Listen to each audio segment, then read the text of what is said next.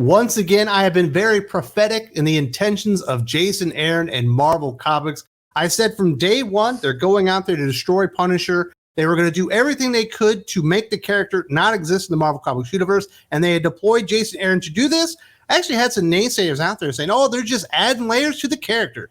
I saw through all the bullshit, and here to talk to me about that is Doc. How you doing, buddy?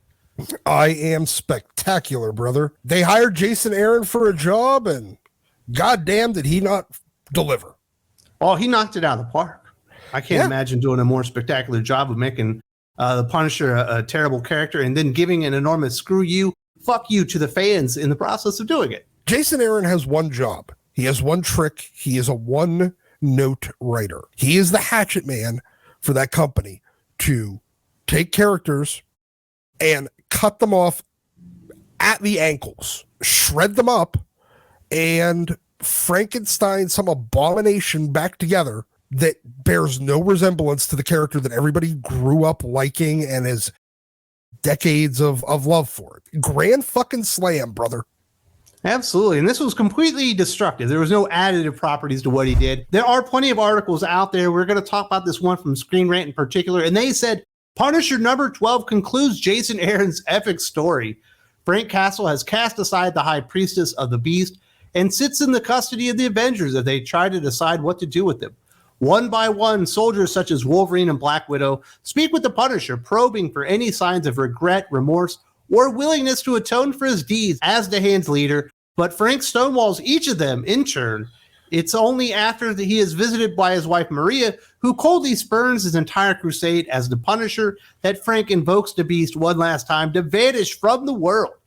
So not only do we get a complete character destruction, this is as far as what the Punisher is, Frank Castle, and he's been doing this for issues upon issues. You know, it built up to a year, but we do get one last coup de grace where we have the Avengers characters come in and basically tear him apart and call him a piece of crap and let everyone know you're not supposed to like the Punisher. Even Wolverine thinks he's bad. Yeah. Look, we've already had the issues, you go back to Civil War and have that like Frank Castle and Captain America, conflict based on their approach to things. But that was really good. That was effective.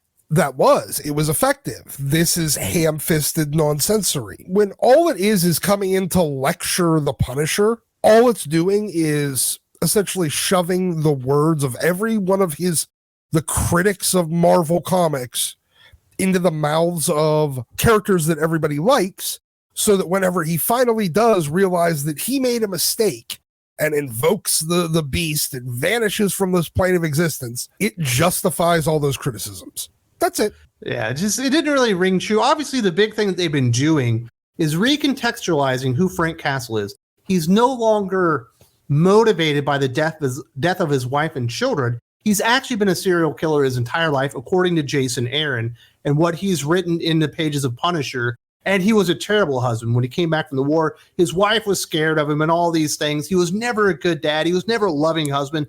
None of that stuff. He was just completely affected, and he was just going to be a killer from the very beginning. And as they mentioned in the article, Maria ends up being the agent of Punisher's destruction. The death of Maria and their children has been Frank Castle's drive for his entire tenure as the Punisher, seeking to avenge himself on the injustices of the cruel world that indiscriminately takes away the good in life.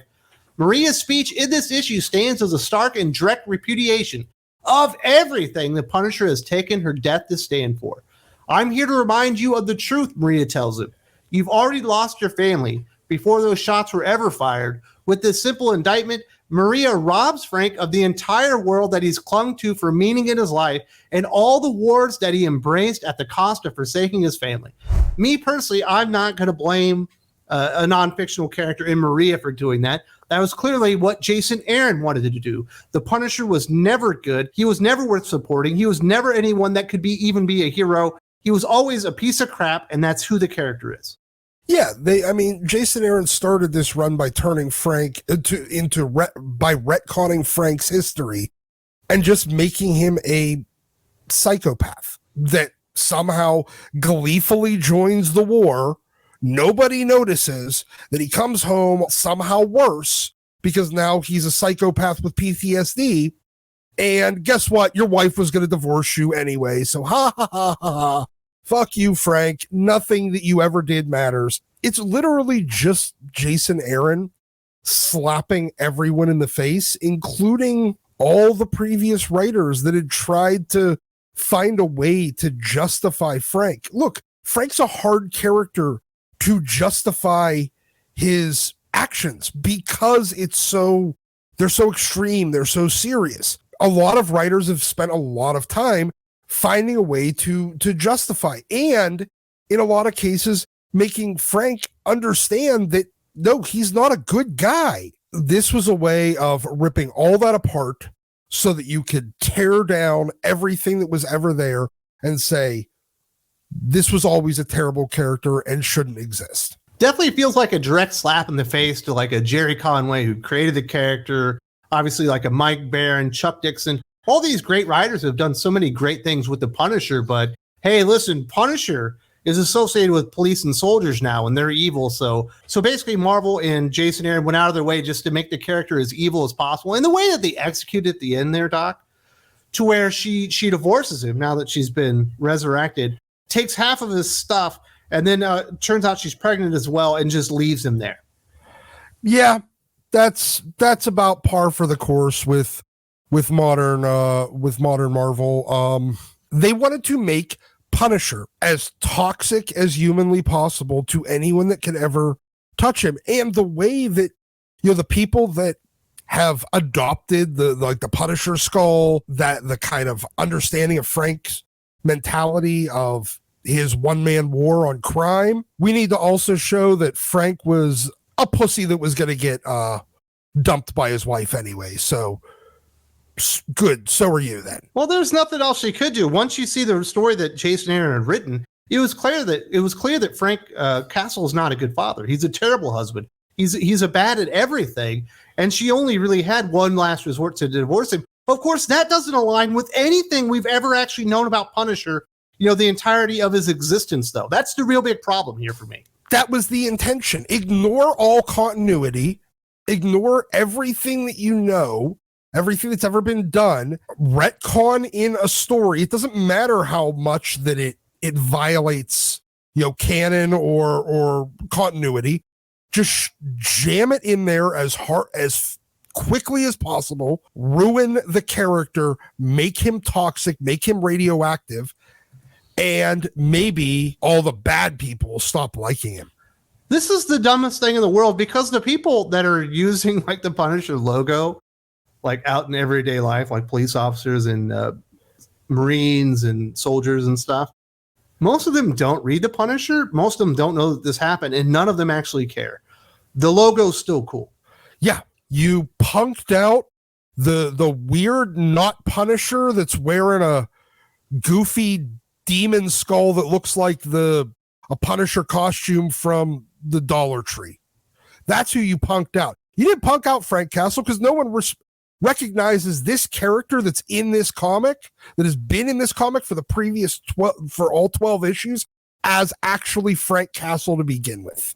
Really, they just punked themselves out, because Punisher is one of those characters that can carry a solo title, have pretty good sales as long as the story is pretty darn good, because he is actually cool. They bow down to social media and what people say that they wanted, in spite of all the people that actually like the character, i.e. the people that are paying for the comic books themselves. They played no one but themselves in this. The only people that lose in this are really Punisher fans in Marvel Comics. All the bad people that have adopted this symbol, guess what?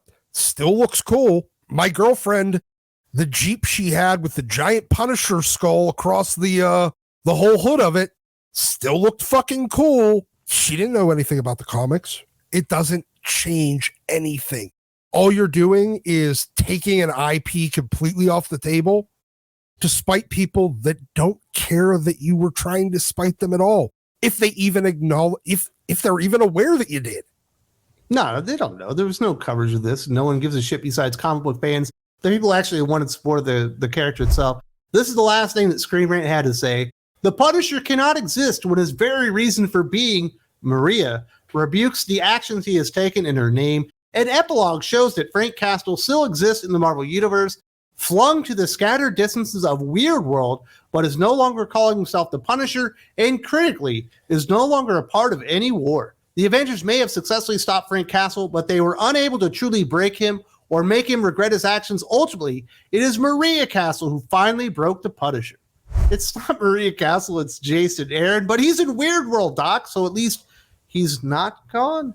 Weird World is one of the dumbest concepts that they've introduced to Marvel Comics in as long as I can remember. Look, all this is so that they can get the cheap pops on social media, ruining their controversial character and ridding themselves of the albatross of his presence. But the minute they cast John Barenthal and greenlight another season of a TV show for Disney Plus, guess where that character's going?